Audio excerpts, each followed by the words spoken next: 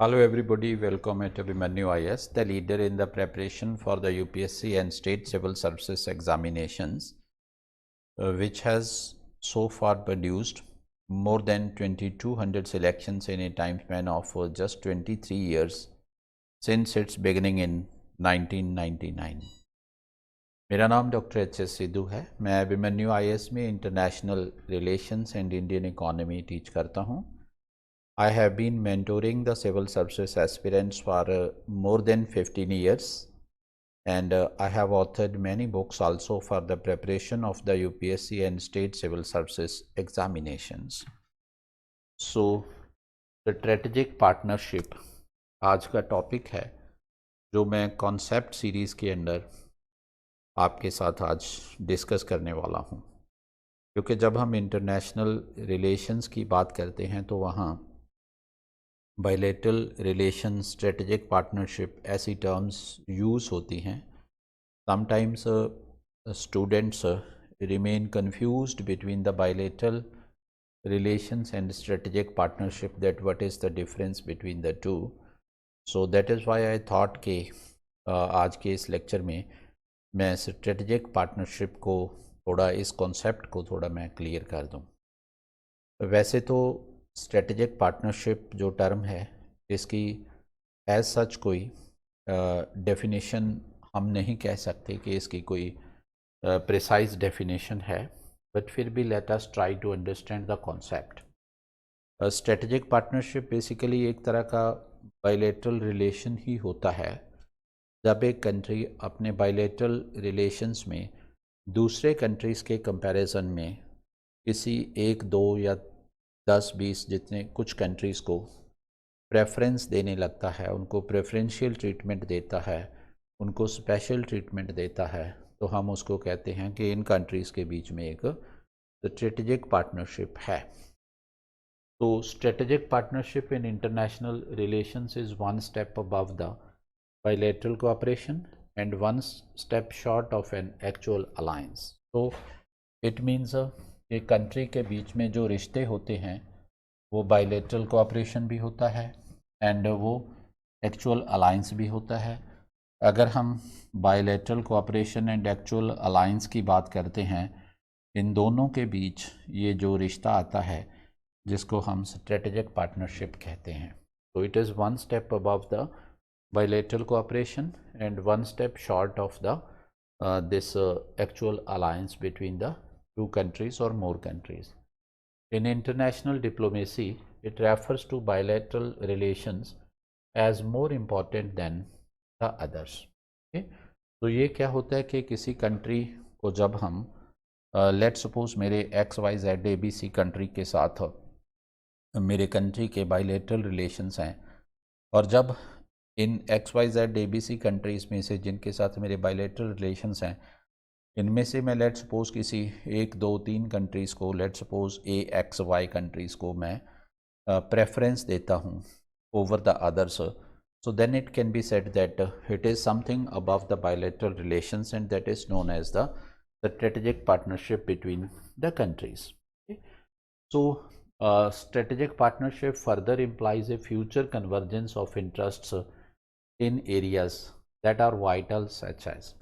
तो ये जो स्ट्रेटेजिक पार्टनरशिप होती है इसमें दो या दो से ज़्यादा कंट्रीज़ जो भी इन्वॉल्व होते हैं, उनका जो इंटरेस्ट होता है, उनके इंटरेस्ट की कन्वर्जेंस होती है in in in some vital areas such as security, defence and investment, and it can be elaborated further as involving a shared understanding between the two or more states. इसको हम further कह सकते हैं कि ये दो या दो से ज़्यादा स्टेट्स के बीच एक सॉर्ट ऑफ शेयर्ड अंडरस्टैंडिंग होती है कंट्रीज़ की, involve on the nature of threats in the environment and the place of their collective power in helping mitigate the we can say threats. Okay, so उन let suppose दो या दो countries को जो भी थ्रेट्स एग्जिस्ट कर रहे हैं उनके एनवायरनमेंट के अंदर, उन थ्रेट्स को लेकर के उनके इंटरेस्ट कन्वर्ज करते हैं, और उन थ्रेट्स का जो रिस्क है उसको मिटिगेट करने के लिए, उसको मिनिमाइज़ करने के लिए, उसको मैनेज करने के लिए, उसको वी कैन से एड्रेस करने के लिए फिर जो कंट्रीज़ हैं वो आपस में यू कैन से एक sort of share understanding develop करते हैं जो उनकी स्ट्रेटेजिक पार्टनरशिप बनती है। ये strategic partnership need not be restricted to the military sphere. तो ये सिर्फ और सिर्फ मिलिट्री स्फीयर्स तक ही रिस्ट्रिक्टेड नहीं होती, इसके अंदर कुछ सिविलियन इंटरेस्ट भी होते हैं या कुछ सिविलियन एरियाज़ भी आते हैं, जैसे न्यूक्लियर टेक्नोलॉजी हो जाती है, स्पेस है, एग्रीकल्चर है, या कुछ और चीज़ें इसमें आ सकती हैं। And as far as the security is concerned, इसके अंदर कन्वेंशनल सिक्योरिटी थ्रेट्स भी हो सकते हैं, नॉन कन्वेंशनल सिक्योरिटी थ्रेट्स जैसे हम टेररिज्म कहते हैं, जैसे हम नारकोटिज्म कहते हैं, जैसे हम पायरेसी बोलते हैं, स्मगलिंग बोलते हैं, सो ये चीज़ें मनी लॉन्ड्रिंग बोलते हैं, ये भी हो सकता है।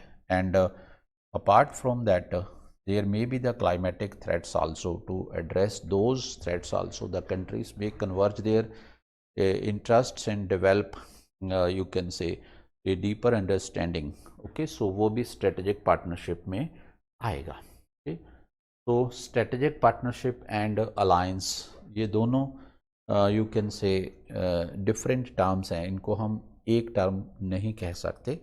Okay, so before discussing the difference between the strategic partnership and the alliance, let me share an important piece of information with you that at Abhimanyu IS we are commencing the fresh batches for the preparation of the UPSC and state civil services examinations. Okay, that is for preliminary and mains examination targeting 2023-24. These classes will be available through offline and the online mode. If you want, we are providing 7 days free trial classes also. If you want to join, you may click on the link given in the description. So now let us discuss that how strategic partnership is different from alliance. Okay, so alliance क्या है?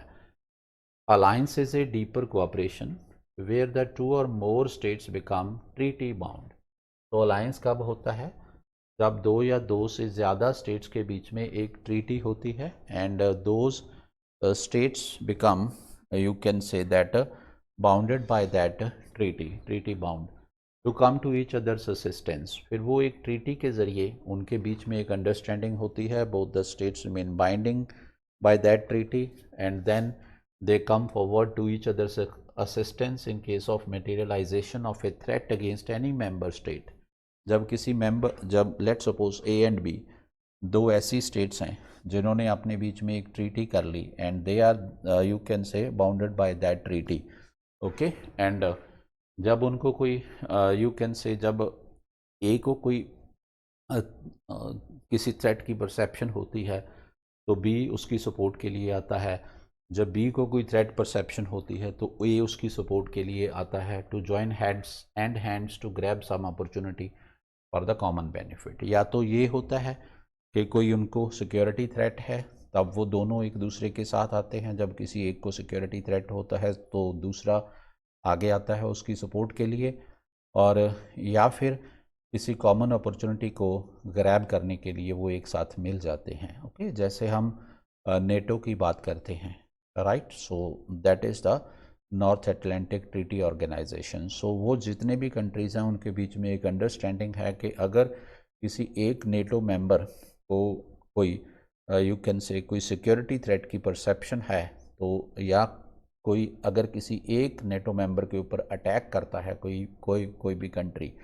तो that will be treated as an attack on the entire NATO member states and all the NATO member states will come together to counter that threat we can say or to respond to that attack. तो ऐसा alliance होता है, right. तो strategic partnership है जो India ने 1998 में सबसे पहले जो स्ट्रेटेजिक पार्टनरशिप थी वो फ्रांस के साथ की थी। तो अब तक हमने जो स्ट्रेटेजिक पार्टनरशिप के मीनिंग को समझा है, दैट स्ट्रेटेजिक पार्टनरशिप क्या होती है, strategic partnership and bilateral cooperation में एक सॉर्ट ऑफ डिफरेंस क्या है, आपको थोड़ी अंडरस्टैंडिंग इससे हो गई होगी। एंड जो एक जो अलायंस होता है कंट्रीज़ के बीच में, अलायंस और स्ट्रेटेजिक पार्टनर में क्या डिफरेंस है। तो let me clear this again that strategic partnership is one step above the bilateral cooperation, and it is one step short of the, you can say we can say alliance between the countries. So this is all about the concept of the strategic alliance. I hope this will be clear to you. Thank you very much. All the best. We'll see you again with a new topic. Thank you again.